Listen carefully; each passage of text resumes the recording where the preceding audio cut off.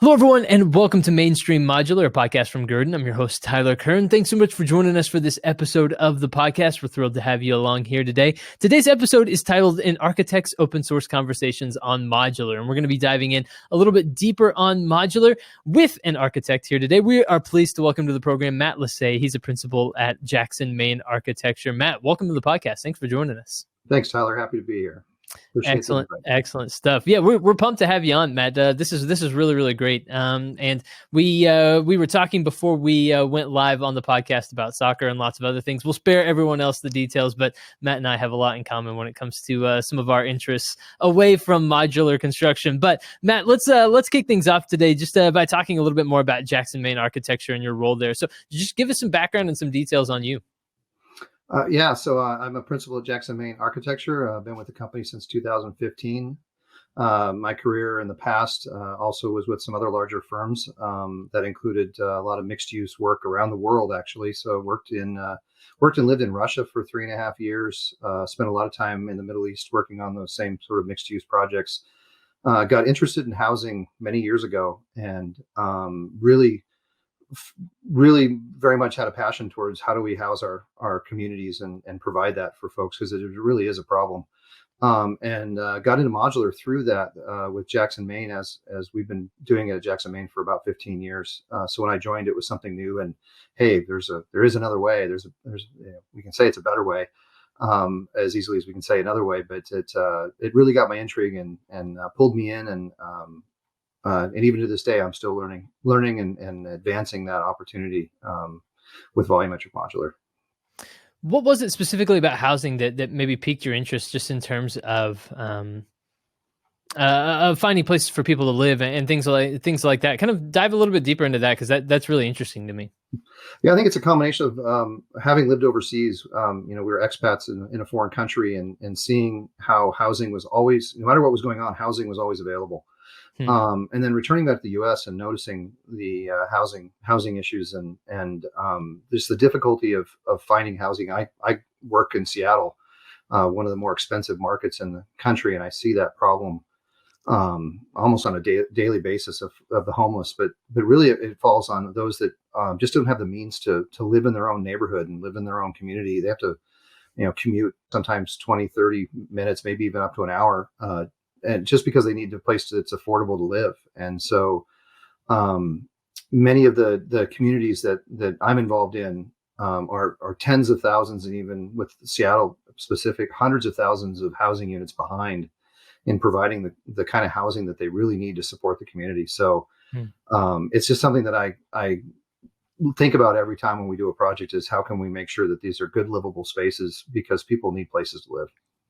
Absolutely. I think that's really well put, and I really like how you explained that. And so, Matt, one of the things that we wanted to talk about here is that Jackson, Maine Architects is obviously has been a champion of modular construction for a while now. What is it about modular construction specifically that's so appealing from your perspective and from the perspective of Jackson, Maine? Yeah. So we got involved in it through Guerdon back in about 15 years ago, doing some work camps up in Canada. And one of our other partners just found it saw that as a way to really, explore alternative methods for delivering construction. We've been doing construction the same way for the last 100 years. And it would seem that, with all the innovations we have in the world, if you think about things that have been invented in the last 100 years, you could say automobiles, you can say, computers, phones, we've gone to the moon, all those sorts of things, yet we still build architectural projects the exact same way. So really, Jackson, Maine, even before I was with the firm, saw that as a way to, modular as a way to do something different and bring some value. That's really something that we look for as well, as how can we provide value to our clients. And affordable housing is obviously something that means a lot to you personally, as you talked about earlier, but also to Jackson, Maine as well. In fact, in 2019, you were an Ivory Innovation finalist for your work developing modular prototypes for affordable workforce housing. Talk to us a little bit about that and how that is a value that's really kind of intrinsic to the firm. Yeah, so the Ivory Innovations Prize was something we were pleasantly surprised with, because it wasn't like we were out searching for, hey, let's go win an award. And the finalists in that group, and if you look back, are some real innovators in the industry. And so what we were really pursuing at that time was the Housing Development Consortium was looking at a Pilot 5 project, which was trying to put housing together for that very reason of providing it for the workforce. And what we really wanted to pursue with that was, how can we make that accessible to the industry? And whether you're a contractor, an architect, an owner, an engineer, looking at that open source methodology of let's share what we're doing.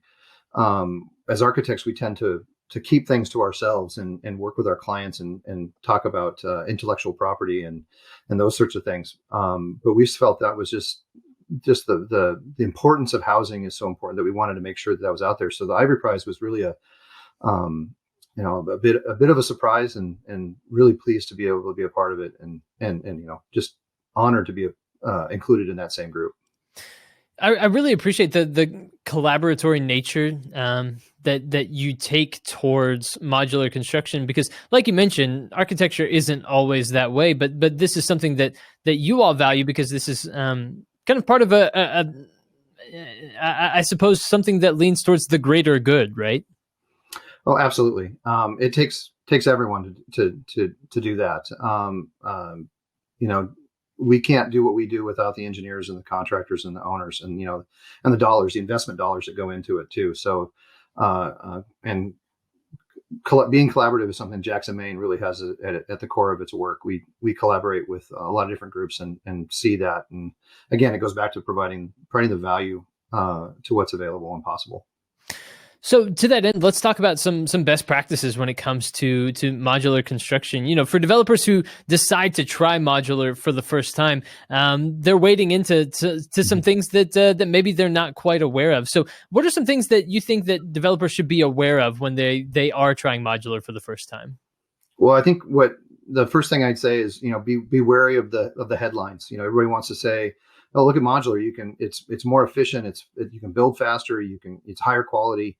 But you really have to look at it from a standpoint of, it's not just those things, but it's more complex. It's not the same as traditional building. You have to kind of remove yourself from that methodology and look at it from a different perspective in design. And when I say design, I mean the whole process. Decisions have to be made much earlier in the process. They can't be made. You can't have the project under construction decide, I want to change out all the sinks to something else, or what, I don't like those refrigerators. Let's get a different one, because it's all those decisions are made early in the process. The other thing for a developer to remember is that financing for that work is a different process than you would for traditional. Usually, construction brings on a process where you get your construction loan or your bridge loan or whatever it is, and you get, and then the contractor starts the work and they submit a pay app, and then we review it and they approve it, and it just sort of cycles up and up and up and up, and it goes along the way. Well, with modular, a lot of that financing has to be paid up front. There's pre-orders, there's all the materials. The factory needs to have all those prepped and ready to go. So a lot of times developers don't really know that process, and they still think towards the traditional way, and they aren't prepared for the paying 50% of the cost of your project before it's under construction. Mm-hmm. That's really not a mindset that they're used to. So that has to be accounted for. But really, what I would say, for developers, what it can do is, if you're committed and you're understanding of the things that you have to overcome, you really are bringing a superior product. You are bringing something that can be finished earlier than a traditional build and can have higher quality. That's really interesting. And so have you found that setting maybe some expectations and some schedules up front, like you mentioned, planning a lot of things a lot further out ahead of time, that can make for a smoother process when it comes time for construction to actually happen? That adhering to that timeline and moving things up earlier is beneficial down the road? It is, and the schedule is very critical, and it's not just a matter of the design schedule. It includes the contractor, it includes the owner, and all those things. And when we put a schedule together, we typically include those in there, so that they're aware of what has to happen. They're aware of the milestones that need to be met along the way. And because basically what we're trying to get to is a clarity of schedule, and how that comes together is really critical, because you can start down the path and then fall into a habit of just responding and reacting when you really need to have that plan in advance. I think that's well put. And when it comes to that planning phase, is it also important to then coordinate with the jurisdiction, the powers that be in that particular area, to make sure that you have all of your ducks in a row and everything in order the way that it needs to be done? Yeah, the jurisdiction is the magic wand of the whole process. Most jurisdictions have no experience in modular or even just general offsite construction issues. So they don't really understand the idea that the process is such that you have the offsite construction going on while there's other activities going on. So the permitting is bifurcated. There's the state jurisdiction, which is approving the offsite work, and the local jurisdiction, which is then responsible for the whole project, but really their scope of authority is within the stuff that's built on site.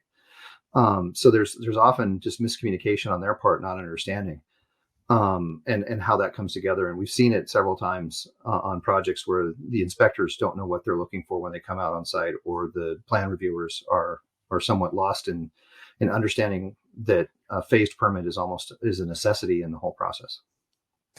Yeah, I think that's I think that's an important thing for people to be aware of and something to consider. Absolutely. And then let's talk a little bit about the design process as well, and maybe how that can be collaboratory, and the importance of working together, making sure all parties are on the same page. Is that an important aspect of the design process?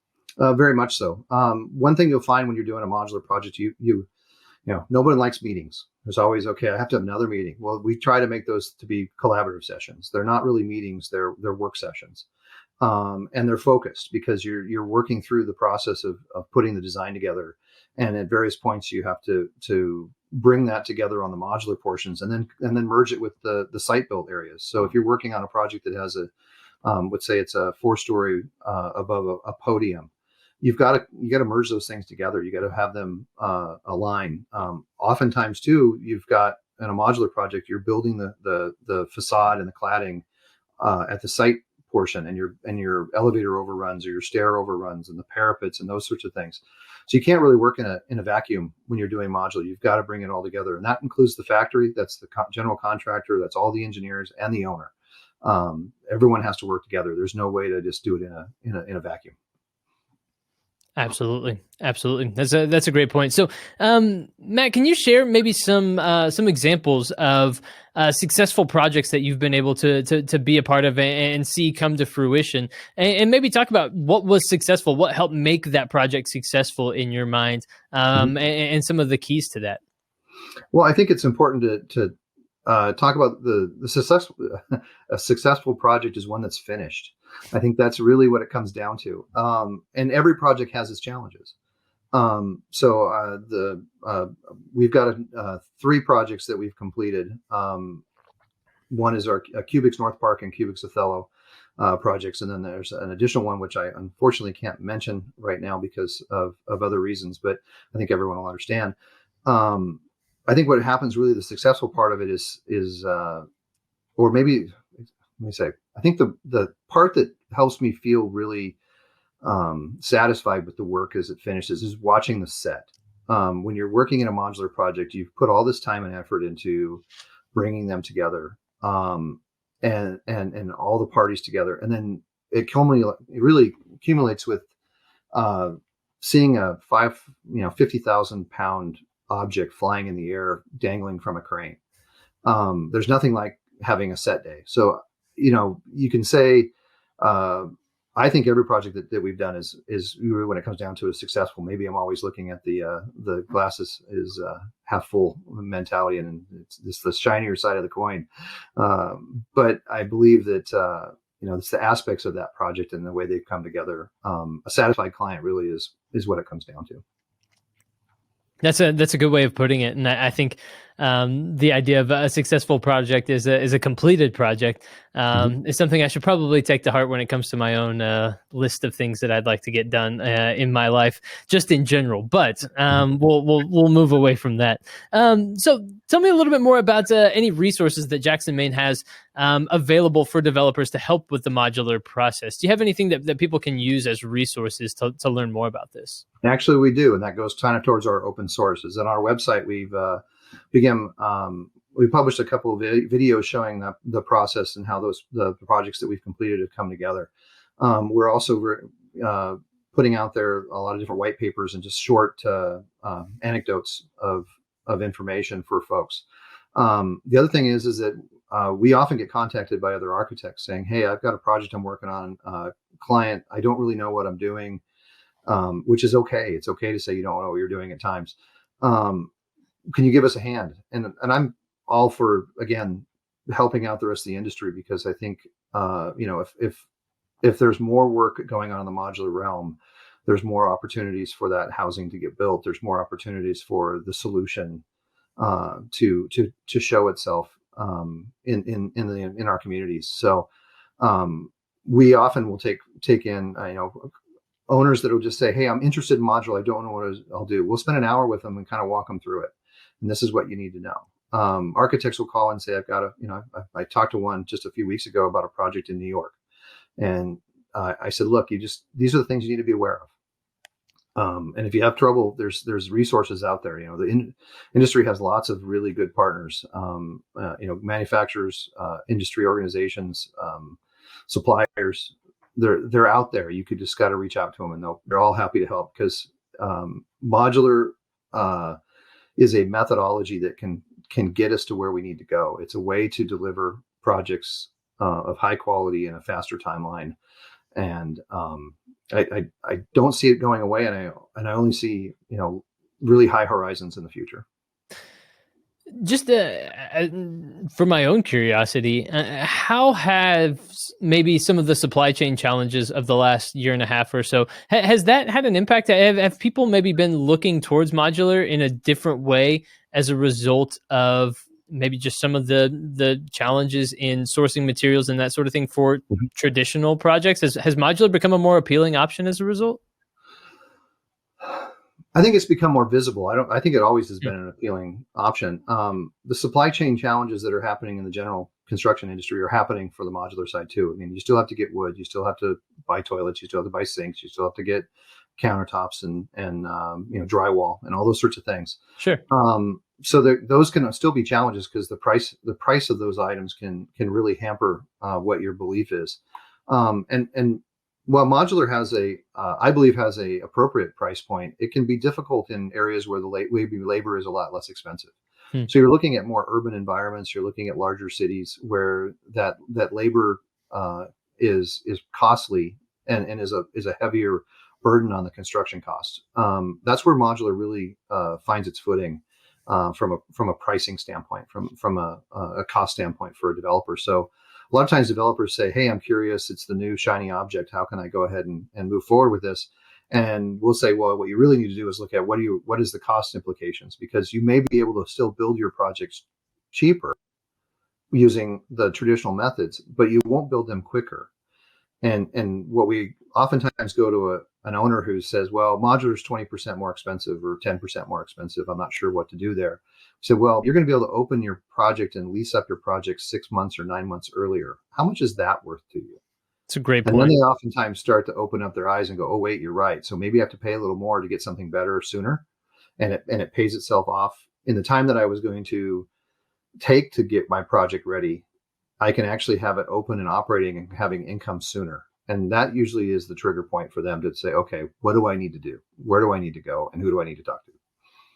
Really, really well put. I like that a lot. Matt, as we wrap up our conversation today, any final thoughts, anything you want to leave people with as it relates to architecture and to modular construction? The floor is yours just for any final thoughts, anything you want to leave our listeners with. Oh, that's great. That's a great one. I really enjoy what I do. Obviously, I wanted to be an architect a long time ago when I was a small child even. And so after 28 years of doing that, I just continue to love what I do. I love the idea of innovating, and I think there are so many opportunities out there to do things differently and do things better. And quite honestly, modular has got my attention because I really feel strongly that this is a way we can solve some of our community's problems in a really effective method. It's not easy. There's lots of challenges. There are things that you just don't want to believe are the way it needs to be. And I'm sure at some point we'll continue to make it more of an option. But as far as modular goes, if you've got the right opportunity, you've got the right piece of property, you have a handle on what you're trying to provide and what you want to build, it's definitely an option we recommend to our clients as many times as we can. Excellent stuff. Matt, where can people learn more about Jackson, Maine Architecture as well? So you can find us at www.jacksonmaine.com. We also have Instagram and Facebook, but you can reach out to us through those methods and those through those channels. Excellent stuff. Make sure to reach out and learn more about Jackson, Maine Architecture, as well as going to Guerdon's website. It's guerdonmodularbuildings.com. Our guest today, Matt Laase. Matt, thank you so much for joining us here on the podcast and discussing all things modular with us. We appreciate it very much. Yeah, thank you, Tyler, and thank you, Guerdon, for the opportunity. I really appreciate it.